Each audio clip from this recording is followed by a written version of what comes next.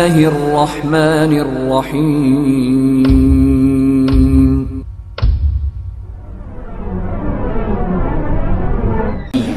اسی طرح سے حضرات انہی اسباب میں سے ایک سبب یہ بھی ہے موبائل فون کا استعمال. بہت برائیاں ہیں اس موبائل فون میں، بہت برائیاں ہیں. کس برائی کا تذکرہ آپ کے سامنے کریں؟ اب دیکھیں ایک نئی چال لوگ چل رہے ہیں. پہلے کے زمانے کے جو یہودی تھے انہوں نے ایک سازش رچی اللہ کے رسول کے زمانے میں. کیا سازش تھی ان کی؟ انہوں نے کہا وَقَالَتْ طَائِفَةٌ مِّنْ أَهْلِ الْكِتَابِ آمِنُوا بِالَّذِي أُنزِلَ عَلَى الَّذِينَ آمَنُوا وَجْهَ النَّهَارِ وَاكْفُرُوا آخِرَهُ لَعَلَّهُمْ يَرْجِعُونَ. یہودیوں نے چال چلی کہ انہوں نے آپس میں ایک دوسرے کو سمجھایا کیا کرو صبح مسلمان ہو جاؤ اور شام ہوتے ہوتے پھر یہودیت میں آ جاؤ. صبح مسلمان ہو جاؤ اور شام ہوتے ہوتے پھر اسلام چھوڑ دو. یہ چال چلی. کیوں چال چلی انہوں نے؟ یہ دوسرے لوگ دیکھیں گے ارے یہود جیسی پڑھی لکھی قوم جن کو کتاب دی گئی، جن کا ذہن اتنا اسمارٹ ہوتا ہے، وہ قوم جب ان کے اندر برائیاں دیکھ رہی ہیں، اسلام میں کچھ نہ کچھ خرابی ہوگی جس کی وجہ سے اسلام سے باہر نکل رہے ہیں، تو ان کے اس ذہن کی وجہ سے اور ان کی تدبیر کی وجہ سے دوسرے مسلمان متاثر ہو جائیں گے. یہ چال چلی اور آج یہی چال بہت سارے غیر مسلم چل رہے ہیں. لوگ جہاد کے نام پر، گھر واپسی کے نام پر، اور آج کل ایک نیا شوش آیا ہے اس کے نام پر بہت سارے غیر مسلم یہ چال چل رہے ہیں کہ کسی طرح مسلمان بچے کو پھنسانے کے لیے یہ ظاہر کرو کہ میں مسلمان ہونا چاہتا ہوں، لیکن یہ بس آپ اپنی حد تک پرسنل بات رکھیں، کسی کو نہ بتائیں. مجھے حجاب سے بہت محبت ہے. چال رہی ہے سوشل میڈیا کے راستے سے جو آ رہی ہے بچیوں تک پہنچ رہی ہے، ہم کو خبر نہیں. ہمارے گھر میں دیواریں ہماری بڑی بڑی ہیں، دیواریں ہماری بڑی بڑی ہیں، وہ دیوار کے راستے سے نہیں آ رہا، وہ دروازے کے راستے سے نہیں آ رہا، وہ سوشل میڈیا کے راستے سے ہماری گھر کی بچی تک پہنچ رہا ہے اور ساتھ میں تعریف کر رہا ہے اسلام کی، میں مسلمان ہونا چاہتا ہوں. اور نتیجے میں بچی کیا ہوگی؟ بچی اللہ تعالیٰ پگھلے گی. یہاں پر مجھے حجاب سے محبت ہے، بچی کی خوبصورتی کی تعریف کرے گا.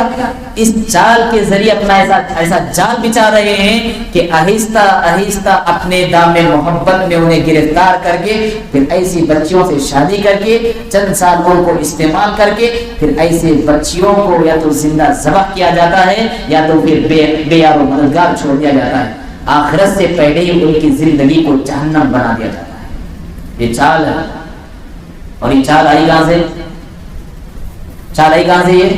یہ غیر مسلموں سے جو انہوں نے یہودیوں سے لی ہے. وَقَالَتْ طَائِفَةٌ مِّنْ أَهْلِ الْكِتَابِ آمِنُوا بِالَّذِي أُنزِلَ عَلَى الَّذِينَ آمَنُوا وَجْهَ النَّهَارِ وَاكْفُرُوا آخِرَهُ لَعَلَّهُمْ يَرْجِعُونَ. میں نے اگر اپنی بیٹی کو فون دلایا ہے، میری ذمہ داری بنتی ہے کہ میں محاسبہ کروں، میں فون چیک کرتے رہوں، میری ذمہ داری بنتی ہے. میں نے اگر اپنی بہن کو فون دلایا ہے اور اس میں انٹرنیٹ پیک دلایا ہے تو میری ذمہ داری بنتی ہے کہ میں محاسبہ کروں، پوری طرح بھروسہ کر کے نہ چھوڑوں. کل پرسوں ایک حادثہ ایک صاحب لے کر آئے میرے پاس، شادی ہو کر 13 سال ہو گئے. کتنے سال؟ شادی ہو کر 13 سال اور بے انتہا دونوں میاں بیوی میں پیار و محبت بہت زیادہ. لیکن حادثہ ایسا ہوا کہ کسی طرح سے بیوی کا تعلق اوپر والی فلور سے آدمی سے ہو گیا. کیوں ہو گیا؟ وہ اس لیے ہوا کہ میاں کا اوور کانفیڈنس تھا بیوی کے اوپر. کبھی فون چیک کرنا نہیں جی، کبھی تجسس کی نگاہ سے دیکھنا نہیں. میں یہ نہیں کہہ رہا کہ آپ شک ہی کرتے رہیں، یہ نہیں، آپ محاسبہ کرتے رہیں، آپ دیکھتے رہیں، آپ چیک کرتے رہیں، اوور کانفیڈنس میں نہ جائیں. تو اگر ہم محاسبہ کریں گے تو ہمارے گھر کی بچیاں ہمارے گھر کی عزت و آبرو رہے گی، ہمارے سر کا فخر رہے گی، ہمارے دل کا سکون اور غرور رہے گی. تو یہ بھی ایک سبب ہے سوشل میڈیا جس کی وجہ سے مسلمان بچیاں ارتداد کی راہ پر چل رہی ہیں. اور ایک اہم ذریعہ یہ بھی ہے کہ مسلمان بچیاں ان کے جو حقوق ہیں ہم ان کو ان کے حقوق نہیں دے رہے. عورتوں کے جو حقوق ہے اسلام نے جو ان کو دیے ہیں ہم ان کو نہیں دے رہے. ہونا تو یہ چاہیے تھا کہ ہم ان کو ان کے حقوق دیتے اور یہ دیکھ کر غیر مسلم بچیاں مسلمان ہو جاتے کہ اسلام کے سائے میں عورت کی اتنی عزت ہے، اتنے حقوق کی ان کی پاسداری ہے، اتنے رائٹس ہیں ان کے اسلام میں. غیر مسلم بچیاں مسلمان ہو جانا چاہیے تھا، لیکن افسوس کی بات ہے ہم نے ان کے حقوق مانگ لیے، جس کی وجہ سے یہ مسلمان بچیاں ارتداد کی راہ سے اپنے حق لے رہی ہیں. مسلمان بچی کو اللہ نے کیا کہا؟ اس کی پیدائش بہت بڑی خوشخبری کہا اللہ نے. وَإِذَا بُشِّرَ أَحَدُهُم بِالْأُنثَىٰ ظَلَّ وَجْهُهُ مُسْوَدًّا وَهُوَ كَظِيمٌ. اللہ نے کہا وَإِذَا بُشِّرَ، بشارت، مسلمان بچی اس کی پیدائش بہت بڑی بشارت ہے بھائیوں. اللہ نے بشارت کہا، لیکن ہم نے کیا کہا؟ یہ بشارت نہیں، یہ نبوت ہے. اسلام نے کہا 2 بچیوں کو پالو گے، تربیت کرو گے، اچھی جگہ شادی کر کے دو گے، جنت میں اللہ کے رسول کی رفاقت ملے گی. لیکن ہم نے کیا کہا؟ ہم نے کہا بہت بڑا بوجھ ہے. اسلام نے کہا کہ عورت بچی کی شادی سے پہلے اس کی اجازت لے لو. ہم نے کیا کہا؟ ہم نے کہا اس سے اجازت لینا شادی کی ہماری شان کی توہین ہے، ہماری بے عزتی ہے. اسلام نے کہا عورتوں کو مسجد میں آنے دیا جائے، مسجدوں کے دروازے عورتوں کے لیے کھولو. ہم نے کہا عورت بہت بڑا فتنہ ہے، مسجد میں نہیں آ سکتی، مسجد میں آئے گی تو فتنہ کرے گی. اسلام نے کہا جب انسان مر جائے، مرد کو 2 حصے ملتے ہیں تو عورت کو 1 حصہ ملتا ہے. ہم نے تو حصہ دینا تو دور کی بات، اس کا جو حصہ اپنے حصے میں لیا اس کو گناہ بھی سمجھنا چھوڑ دیا. اسلام نے کہا مہر دو، اس کے بعد شادی کرو. ہم نے کیا کیا؟ مہر تو غائب کیا ہی کیا، اور اوپر سے اس کے اوپر جہیز کا بوجھ لا دیا. بتاؤ کہاں جائیں گی بچیاں؟ یہ اس طرح اگر ہم بچیوں کے، عورتوں کے حقوق مارتے رہیں گے تو ظاہر سی بات ہے یہ بچیاں غیر اسلامی طریقے سے اپنے حقوق لیں گی. اور جب یہ بچیاں دیکھیں گی کہ غیر اسلامی مذہب میں، ہندو مذہب میں عورتوں کی اتنی بڑی اہمیت ہے کہ سبحان اللہ دیوی بنا کر اسے پوج رہے ہیں، فلاں بنا کر اسے پوج رہے ہیں، اس کے سامنے سجدہ کر رہے ہیں، اتنا بڑا مقام مرتبہ ان کے مذہب میں، تو چلو اچھا چلے جاتے ہیں ادھر. بہت ضروری ہے اسلام نے جو ہم کو حقوق دی پریکٹیکلی زندگی میں ہم ان کے حقوق کو دیں.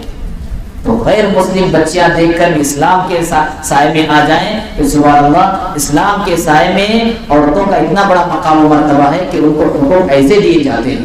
تو یہ بھی ایک ریزن ہے جس کی وجہ سے مسلمان بچیاں غیر مسلموں کی روش پر چل رہی ہیں. اسی طرح سے اور ایک ریزن ہے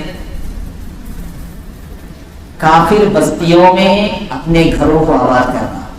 عام طور پہ ہمارا ذہن کیا ہے؟ ایک دم پوش ایریا ہونا رہنے کے لیے، ایک دم پوش ایریا ہونا رہنے کے لیے جہاں بڑی بڑی بلڈنگیں ہوں، عالیشان پارک بنے ہوئے ہوں، سڑکیں ہوں، پوش ایریا ہونا، پوش علاقہ ہونا.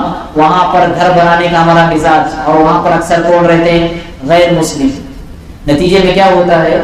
نتیجے میں یہ ہوتا ہے کہ جو غیر مسلم کا علاقہ ہوتا ہے یا ان کا جو ایریا ہوتا ہے وہاں پر ہر کلچرل پروگرام کرتے ہیں. وہ نیو ایئر کی مناسبت آتی ہے اس کا پروگرام کرتے ہیں، برتھ ڈے کی مناسبت آتی ہے اس کا پروگرام کرتے ہیں، ان کی مذہبی تہوار آتا ہے اس کا پروگرام کرتے ہیں. اور نتیجے میں یہ پڑوس میں جینے والی بچیاں سب جب دیکھتی ہیں وہ بھی اس میں انوالو ہو جاتی ہیں، اور آہستہ آہستہ ان میں اس طرح گھل مل جاتی ہے، اسلام کی عظمت کا احساس آہستہ آہستہ روشن ہو جاتا ہے. نتیجے میں اس کا نام تو فاطمہ ہے، اس کا نام تو عائشہ ہے، اس کا نام تو ام سلیم ہے، اس کا نام تو بی بی خدیجہ ہے، لیکن اندر سے پوری غیر مسلم ہے. یہ کہاں سے آیا ہے؟ یہ مزاج کہاں سے آیا ہے؟ غیر مسلم آبادی میں بسنے کے مزاج کی وجہ سے آیا ہے. لہذا یاد رکھو بھائیو، ہمارا گھر ہو تو مسجد کے اطراف میں، ہمارا بچہ مسجد میں دستک دیتا ہو، ہماری بچی مسجد میں آتی ہو. جتنا قریب ہمارا گھر مسجد سے رہے گا اتنی ہی زیادہ ہمارے گھر میں دینداری آئے گی، دین سے جڑنے کا مزاج آئے گا، نمازوں سے جڑنے کا مزاج آئے گا. اور جتنا دور ہمارا گھر رہے گا اتنی ہی دور سے دوری کا مزاج پیدا ہوگا. آپ گھر قریب بنائیں، مسجد کے قریب بنائیں، مدرسے کے قریب بنائیں، جہاں پر اسلامی تعلیم دی جاتی ہو اس سے قریب بنائیں. اس کے بعد آپ اپنی زندگی میں برکتیں دیکھ سکتے ہیں. اسی طرح سے حضرات مسلم بچیاں جو ارتداد کی راہ پر چل رہی ہیں اس کا ایک اہم اور بنیادی سبب یہ بھی ہے کہ گھر میں امن و امان نہیں ہے، گھر میں سکون نہیں ہے. خاص طور پہ مسلمانوں میں سے جو غریب طبقہ ہوتا ہے ان کا لائف اسٹائل کیسا رہتا ہے؟ ان کے والد صاحب جاتے ہیں صبح کمانے کے لیے، محنت کرتے ہیں، مزدوری کرتے ہیں، اور جب شام میں گھر کو لوٹتے ہیں تو ساتھ میں ایک شراب کا بوتل ساتھ میں رہتا ہے۔ جب شراب کا بوتل لاتے ہیں گھر میں پیتے ہیں، سب کو مارتے پیٹتے ہیں، بیوی کو مارتے ہیں، بچیوں کو برا بھلا کہتے ہیں، گالیاں دینے کا مزاج، پڑوسیوں سے لڑنے کا مزاج، گھر کے جو امن و امان کا ماحول ہوتا ہے وہ پورا برباد ہو کر رہ جاتا ہے۔ اب یہ بچیاں جو سمجھتی ہیں کہ ہماری جو چار دیواری ہوتی ہے وہ امن کا گہوارہ، باپ کی شفقت کے محتاج ہوتی ہے، ماں کی ممتا کی محتاج ہوتی ہے، نہ باپ سے شفقت مل رہی ہے، نہ ماں سے ممتا مل رہی ہے، نہ بھائیوں کا پیار مل رہا ہے، کیا کرے گی بچی؟ اب یہ اس کا لازمی نتیجہ آئے گا کہ غیر مسلموں کی شفقت میں پناہ لے گی، غیر مسلم کی آغوش کی زینت بن جائے گی۔ تو ہمارے گھر کے ماحول کو امن و امان بنانے کی ضرورت ہے۔ غصہ ہو، میاں بیوی کے اختلافات ہو، اندر والا جو روم رہتا ہے نا وہاں تک رکھنا۔ سب سے اندر والا جو روم ہے، میاں بیوی کے اختلافات بچوں کے سامنے کبھی نہیں لانا چاہیے۔ ان کی زندگی میں ہمارے یہ اختلافات بہت بڑا گہرا اثر چھوڑتے ہیں، صدموں میں جیتے ہیں وہ، گرچہ ہم کو نظر نہ آتا ہو لیکن ٹینشنوں کی صدمے آ جاتے ہو کہ کس طرح میرے والد میری ماں کو گالیاں دے رہا تھا، کس طرح میری ماں میرے باپ پر چرب زبانی کر رہی تھی۔ اس طرح صدموں میں گزارتے ہیں وہ، اپنے اوقات ٹینشنوں میں گزارتے ہیں۔ وہ گرچہ اسکول جاتے ہیں پڑھنے کے لیے لیکن ان کا پورا دل و دماغ اپنے ماں باپ کے اختلافات پر رہتا ہے۔ تو لہذا میاں بیوی کے جو اختلافات ہوتے ہیں وہ گھر کے سب سے اندر والے کمرے میں ہونا چاہیے، دروازہ بند کر کے ہونا چاہیے۔ بچوں کے سامنے ماں باپ کے اختلافات نہیں، میاں بیوی کے اختلافات نہیں، بچوں کو پرسکون ماحول فراہم کرنے کی ضرورت ہے۔ حضرات میں سمجھ رہا ہوں کہ وقت زیادہ ہو رہا ہے تو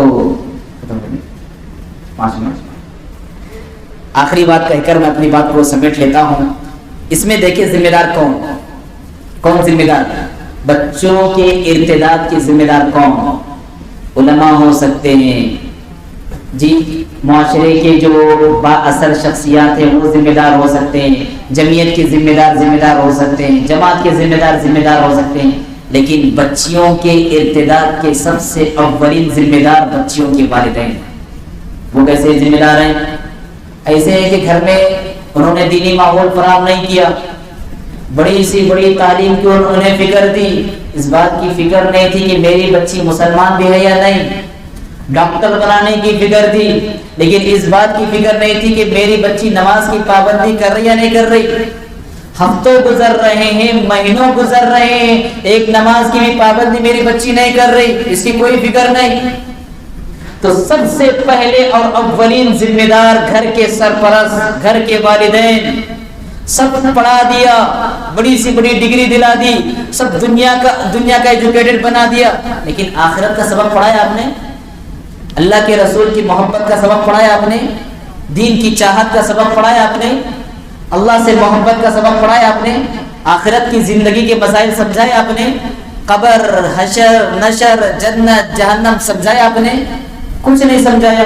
کلکم راع وکلکم مسئول عن رعیتی، آپ کی ماں تحت میں پلنے والی جینے والی بچی، آپ کا سب سے اولین حق یہ تھا کہ آپ اسے دینی تعلیم سے آراستہ و پیراستہ کریں، آپ نے اپنی ذمہ داری نہیں نبھائی۔ دیکھیں اللہ رب العالمین ایسے والدین کو، جن والدین کا کہ مزاج صرف دنیاوی تعلیم پر ہوتا ہے، دین کی طرف توجہ نہیں ہوتا، یہ والدین جب اپنی بچیوں کو اللہ سے کاٹتے ہیں، اللہ رب العالمین ان کی زندگیوں ہی میں بچیوں کو ان کے والدین سے کاٹ دیتا ہے۔ یہ سزا ہے ان کے لیے۔ آپ اللہ سے جوڑو، اللہ آپ کی بچیوں کا رشتہ، آپ کے بچوں کا رشتہ آپ سے جوڑے گا۔ آپ اللہ کے حقوق یاد دلاؤ، اللہ رب العالمین آپ کے حقوق انہیں یاد دلائے گا، جیسی کرنی ویسی بھرنی۔